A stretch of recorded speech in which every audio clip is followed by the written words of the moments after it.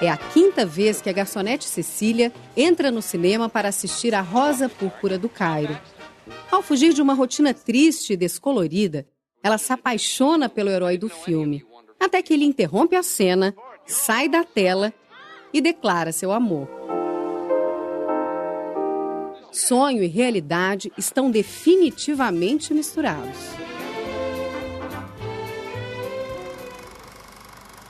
Cada um de nós, quando assiste a um filme, se comporta mais ou menos como Cecília. Mergulhamos em um mundo de imagens e sons que nos fazem rir e chorar. Vivemos histórias inventadas como se fossem reais. Por que funciona? Porque naquele momento você se confunde com o personagem. Essa é a magia. Às vezes é uma virada, é um olhar. É uma melodia na voz, é uma música. São pequenos traços muito sutis que entram direto. É como se fosse uma pecinha de um quebra-cabeça que encaixa exatamente com a mesma pecinha do seu quebra-cabeça mental. E aí faz a cola. Tum.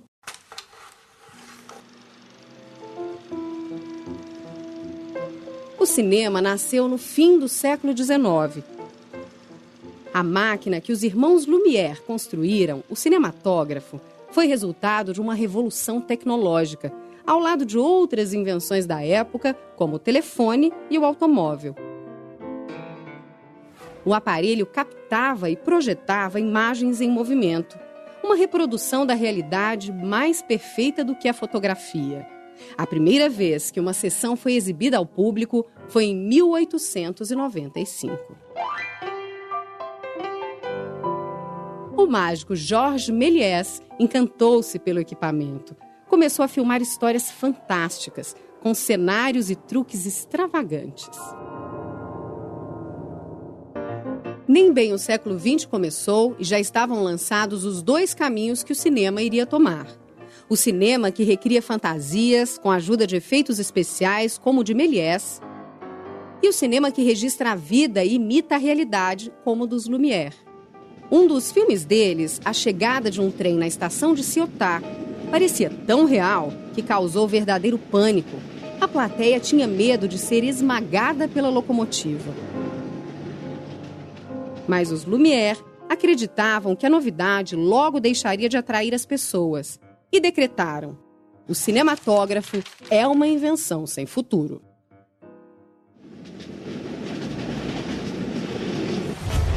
A previsão dos Lumière não se realizou. O cinema vai fazer 120 anos. Passou por várias mudanças na tecnologia.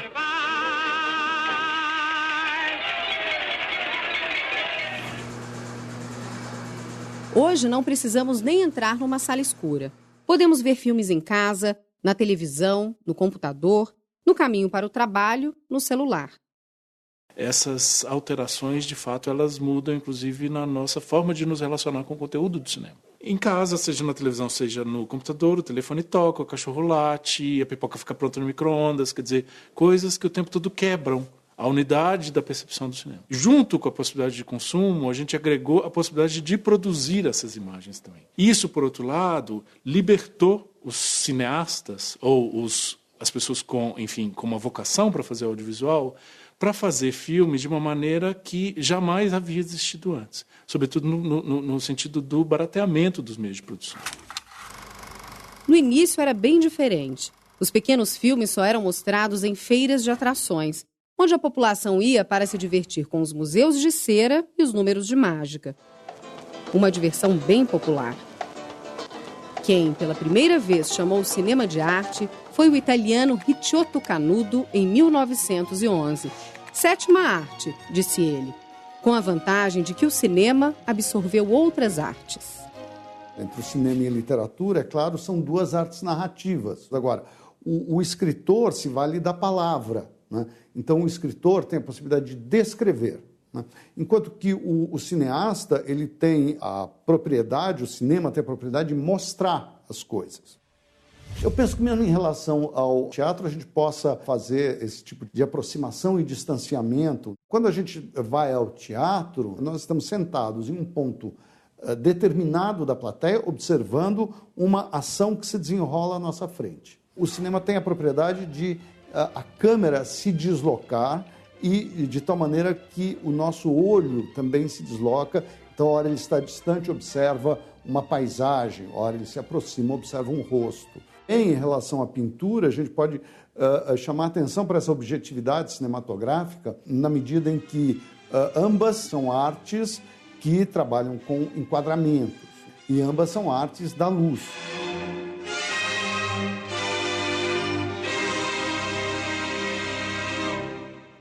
Alguns diziam que o cinema é a mistura de todas as artes, ao mesmo tempo que não é nenhuma delas. Acho que a gente pode pensar na montagem como aquilo que é especificamente cinematográfico. A montagem, ela é o coração da linguagem cinematográfica. O cinema tem essa propriedade. Você hoje está aqui, depois você pode estar em qualquer lugar, né? Então, ele te transporta pela montagem. Você pode ter uma ação que se passa hoje, mas, de repente, ele joga um close no meu rosto, tira o foco e aí me mostra anos atrás, não é? Isso se chama flashback, é uma característica do cinema.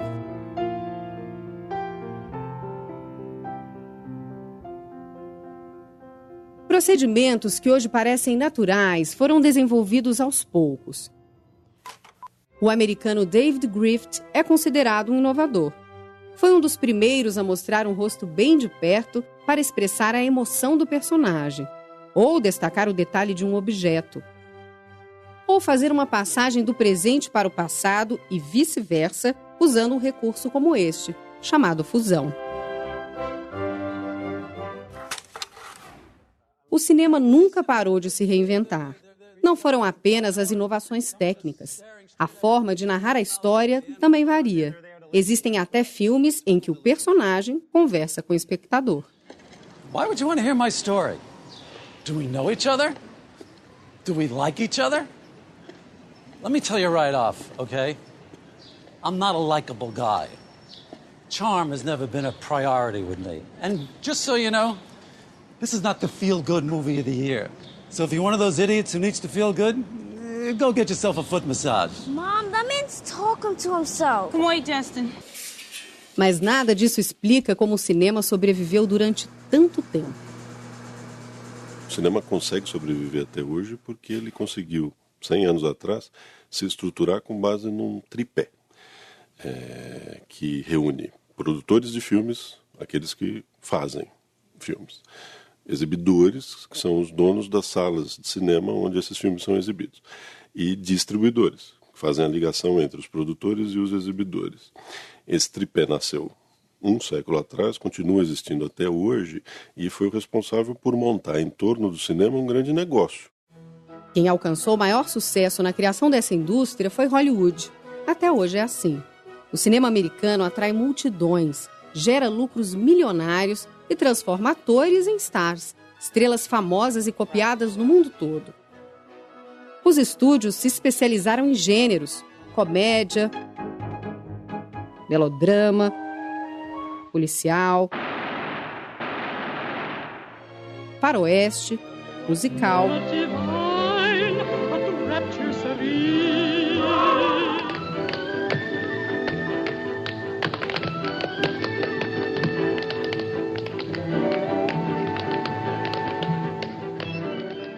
Hollywood descobriu muito cedo que o espectador de cinema busca, na verdade, reconhecimento. Porque tem o ator de quem ele gosta. Porque o gênero é um gênero que o atrai, né? E aqui a gente teria talvez os dois grandes elementos capazes de puxar público para as salas de cinema. Ao lado desse cinema, convive outro tipo de filme. Há diretores que preferem trabalhar com produções de custo menor, em que as equipes envolvidas podem colocar as suas ideias com mais liberdade e que atingem públicos mais reduzidos.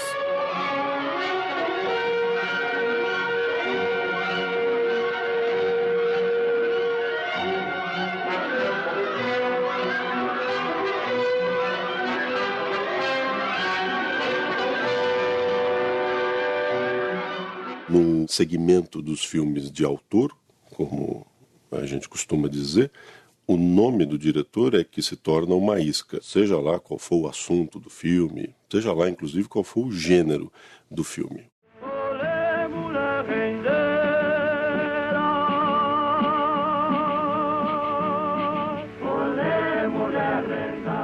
O Brasil também embarcou na aventura de criar uma indústria de cinema. Construiu estúdios como Vera Cruz em São Paulo, Atlântida e Cinédia no Rio de Janeiro. Trouxe diretores de outros países. Teve atores famosos como Mazzaropi. Vamos, periquitinho, tirar sorte. Criou até um gênero próprio, a chanchada, que fez sucesso nos anos 50.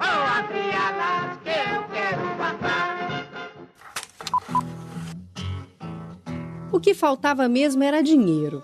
Foram produções menos caras que fizeram o cinema brasileiro ficar famoso em outros países.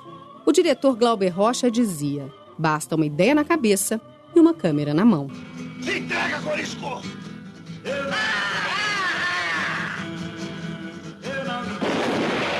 O sertão vai virar